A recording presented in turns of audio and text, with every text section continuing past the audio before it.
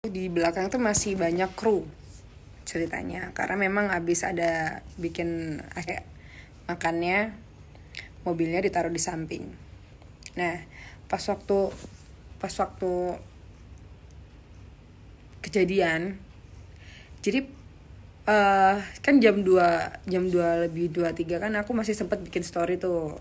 Kru kan pada bongkaran lighting, rigging panggung kayak gitu. Terus habis itu aku masih di dalam rumah, aku nge-review video hasil syutingnya. Nah, jam 3 lebih 13 si pelaku datang dari depan ke sini. Set. Dia tahu kalau di garasi di belakang di dekat mobil aku tuh ada orang. Akhirnya dia balik putar balik, dan dia lewat sana ke arah timur, lewat musola, terus muter sampai akhirnya tembus ke tempat mobil. Nah, di situ itu kurang lebih jam 3 lebih berapa ya, jam 3 lebih berapa pokoknya mobil itu, jam 3 lebih 18, enggak ya, semenit setengah lah mungkin. Pas jam 3 lebih 19 langsung mobilnya itu kan langsung keluar api, meledak gitu kan, karena dia nyiramnya pakai bensin, terus dia ngebakarnya pakai kardus coklat, bekas kardus coklat itu dikasih bensin terus dibakar di bawahnya, pas di tangki bensin kalau nggak salah. Nah, pas mobilnya meledak, dia langsung lari langsung ke arah tadi lagi, muter lagi lewat musola dan ketemu sama saksi di musola. Itu ditegur lah, ngapain kamu jam segini masih keliaran di sini, karena memang ternyata dia sering keliaran di sini gitu udah 2 minggu ini. Terus dia kabur ke arah Polsek Tanggulangin.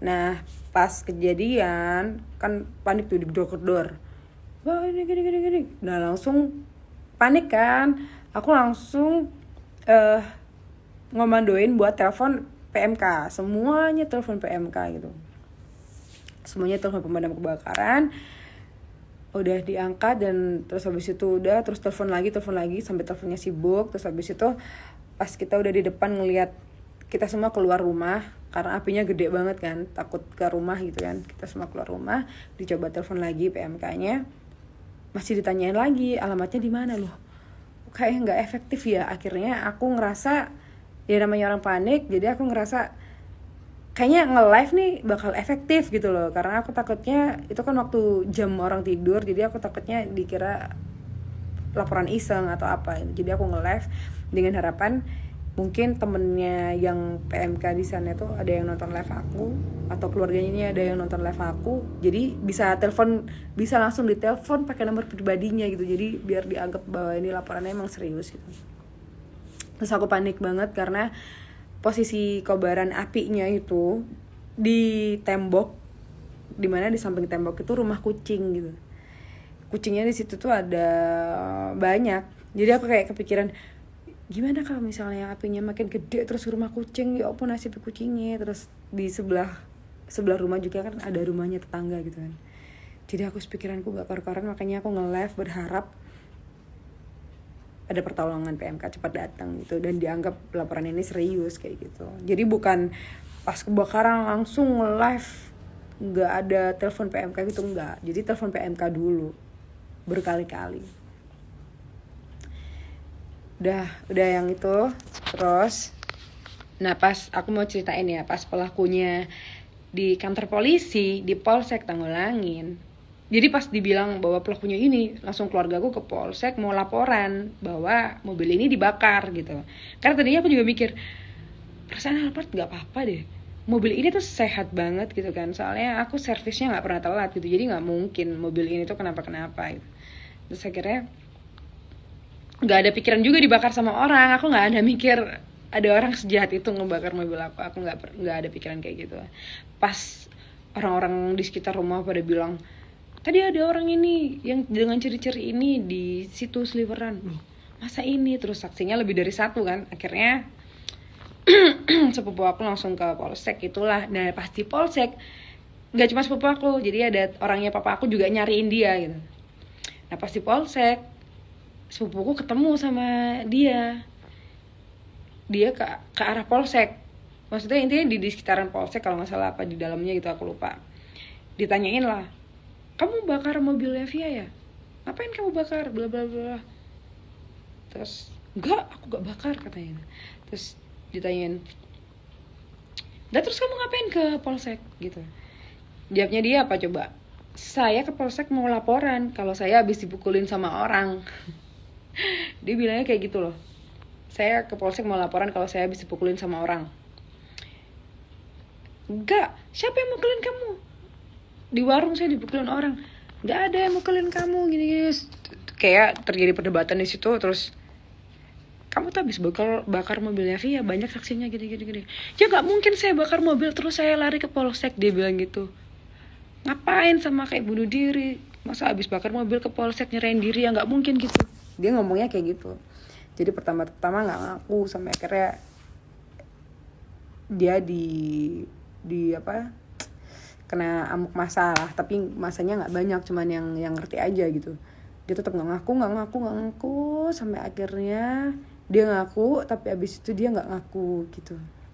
Jadi yang katanya dia kayak orang pura-pura nggak waras itu nggak mungkin, dia beneran nggak waras. Jadi emang beneran pura-pura. Kenapa? Karena kalau orang nggak waras ya kayaknya nggak mungkin dia tahu mobil meledak terus lari, kayaknya nggak mikir gitu deh, ya nggak sih? Terus nggak mungkin juga orang nggak waras itu tahu mobil meledak dia langsung lari ke polsek. Tujuannya apa kalau ke polsek? Pasti mencari perlindungan dong, biar nggak diamuk masa gitu kan. Tapi pada akhirnya sama polisi didiemin dulu karena emang dia masih nggak bisa ditanyain, dia masih mencela jawabannya. Terus besokannya barulah itu dia ngaku. Tapi sepupu aku pas kemarin malam, pas dia masih nggak ngaku tuh, dia nyamperin kan ke sel, ditanyain, kamu ngapain bakar mobilnya dia? Saya nggak tahu kenapa saya bakar, gitu lah ngomongnya. Tapi nggak tahu gimana ceritanya. Besok ya hari ini tadi, maksudnya tadi ini udah besok ya, berarti jam 12:11. Pokoknya dia udah dibawa di TKP, di olah TKP, dan dengan pakai baju orange. Jadi dia udah ditetapkan, statusnya udah naik jadi tersangka gitu. Nah, dia bilang dia fans, sakit hati, nggak terima di rumahnya gitu, nggak diizinin ketemu sama Via Valen, bilang gitu. Itu kok alasannya klasik banget ya maksudnya. Terus maksudnya media di luar juga bikin beritanya, alasan pembakar mobil Via Valen sakit hati karena tidak dipertemukan dengan Via. Kenapa harus bikin berita yang judulnya kayak gitu sih?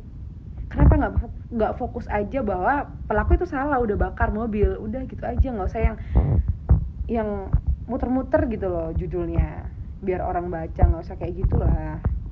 Buat media di luar sana, ini nggak cuman ke kasus saya sih, maksudnya ke kasus orang lain selama ini juga emang keseringan kayak gitu. Kayak misalnya kasus pemerkosaan, selalu judul beritanya pasti yang ternyata pelaku lulusan fakultas ini, pelaku adalah hidup di keluarga ini, ternyata keluarganya begini. Kenapa harus ngeliat latar belakangnya sih? Fokus aja ke masalahnya, bahwa dia emang pelaku, udah selesai. Nggak usah pakai bikin judul yang dia apalah, motifnya gini lah, apalah. Maksud aku, dia tuh ngebakar mobil itu udah kriminal gitu loh, kriminal kan. Jadi ya nggak usah cari pembenaran, maksudnya jangan dibenerin alasannya dia apapun itu gitu. Toh saya tanya sama orang-orang di rumah saya, dia pernah kesini 2 minggu yang lalu katanya. Terus aku tanya, dia pas kesini gimana? Maksudnya kayak gimana ngomongnya, atau cara menemui itu gimana, cara minta izinnya gimana gitu, aku nanya gitu. Ternyata pas datang udah nyolot gitu, udah ngomongnya udah tinggi gitu lah intinya, tinggi dan bau alkohol. Bisa dibayangin nggak, maksudnya orang asing bertamu, nggak usah ngomongin aku lah, kalian sendiri aja, orang asing bertamu di rumah kalian, ngomongnya bentak-bentak dan mulutnya bau alkohol.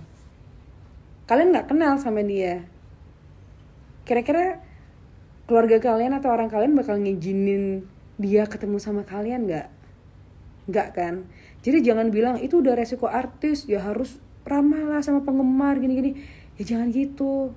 Kalian harus bisa ngebayangin kalau misalnya orangnya kayak gitu, apa yang terjadi sama saya kalau misalnya saat itu saya temuin dia. Ya nggak tahu kan? Dia aja bisa nekat bakar mobil, ya pasti dia bisa nekat ngelakuin yang lain dong. Dan satu lagi, apakah saya nggak boleh punya privacy gitu? Saya pengennya rumah ini adalah privasi saya, jadi privasi saya dan juga keluarga saya gitu. Maksudnya ya semua orang pasti punya privasi lah. Ada yang kamarnya ada privasinya, rumahnya ada privasinya, atau apapun itu privasinya. Setiap orang punya aturan masing-masing, dan termasuk saya. Rumah ini emang saya buat rumah ini privasi saya gitu loh. Saya nggak mau orang-orang yang, maksudnya saya nggak mau orang-orang yang kayak gitu-gitu datang ke sini dengan alasan ngefans, pengen ketemu. Kasih saya privasi lah. Kalau saya lagi di panggung, lagi di perjalanan, lagi di luar, lagi kerja, nggak apa-apa. Tapi kalau di rumah, biarin itu waktu di rumah itu adalah waktu saya sama keluarga saya. Jangan malah seenaknya bertamu kayak gitu maksudnya. Soalnya setiap rumah pasti punya aturan. Semua orang di rumahnya pasti punya aturan masing-masing gitu. Jangan dibilang disamperin di rumahnya, nggak mau nemuin terus sombong. Emang segampang itu ya? Maksudnya konotasi sombong itu sebatas itu kah? Sombong itu sebatas disamperin di rumah, nggak mau nemuin, itu sombong. Sombong itu diajakin foto, nggak mau, itu sombong. Sebatas kayak gitu sombong.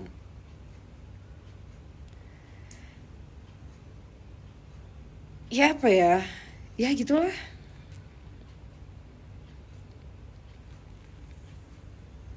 Jadi intinya, ya saya nggak mau melebar ngebahas yang lain-lain. Cuman kalau untuk orang ini memang pertama kali datang ke rumah ini ditemuin sama orangnya papaku, dan dia udah posisi nyolot, dia bawa minuman keras, ngotot mau ketemu sama aku gitu posisinya, dan gak diizinin.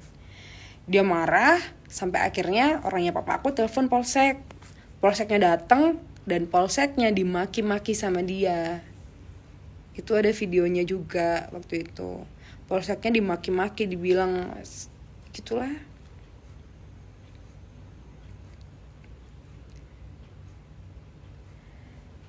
Bener tambah ada jenglot di tasnya.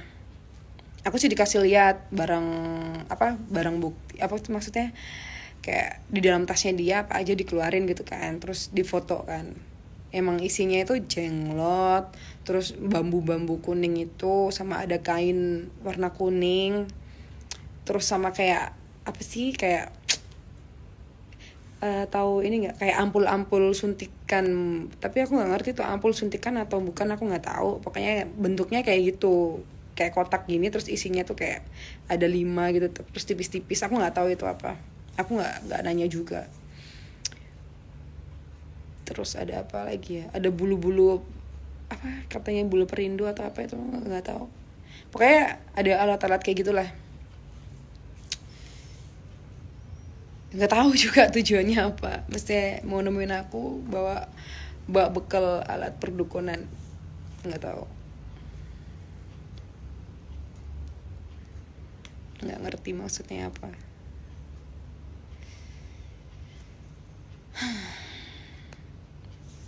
Untuk Via nggak dibuat gila sama orang itu. Ya kalau saya sih ya percaya nggak percaya ya memang dunia gaib itu ada.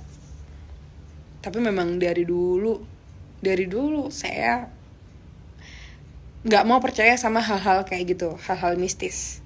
Saya percaya keberadaan mereka, maksudnya kayak ya keberadaan mereka, makhluk halus, jin, setan, apapun itu. Saya percaya mereka ada gitu. Karena memang kita hidup berdampingan dengan makhluk-makhluk itu. Cuman kalau untuk ilmu hitam atau pegangan ini biar kuat, atau pegang ini biar pamornya naik, atau pakai ini buat jaga diri, atau pakai apapun itu, sampai detik ini saya nggak bisa percaya sama yang kayak gitu-gitu gitu loh. Karena gini, orang yang bilang kamu pegang ini nanti kamu bisa sukses, kamu pegang ini kamu nanti bisa kaya raya. Karena orangnya sendiri yang ngomong kayak gitu, kenapa nggak kaya gitu. Gimana ya, saya soalnya sering ngebuktiin orang-orang yang katanya pintar, bisa, pokoknya orang pintar yang bisa tahu segala hal, saya ngadepin itu dan saya ikutin alur bicaranya dan nggak nunjukin dia pintar kayak yang dibilang orang-orang gitu. Saya sering ngebuktiin kayak gitu, tapi saya ya nggak ngomongin ke orang-orangnya dia yang kenal sama dia bahwa oh dia tuh sebenarnya nggak ini, pura-pura pintar aja bla bla. Saya nggak ngomong kayak gitu. Pokoknya intinya saya nggak percaya hal kayak gitu. Dan katanya orang-orang yang nggak percaya dengan hal-hal mistis seperti ilmu hitam kayak gitu, mereka susah ditembus sama ilmu hitam, katanya seperti itu. Saya percayanya sama Allah, saya nggak percaya yang kayak gitu-gitu. Ya alhamdulillah sampai detik ini ya nggak apa-apa gitu.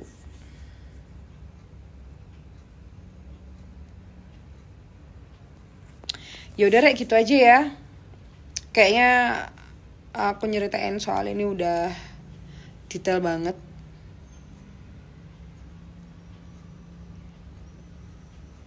Jadi gitu aja, selamat istirahat buat kalian. Semoga kalian selalu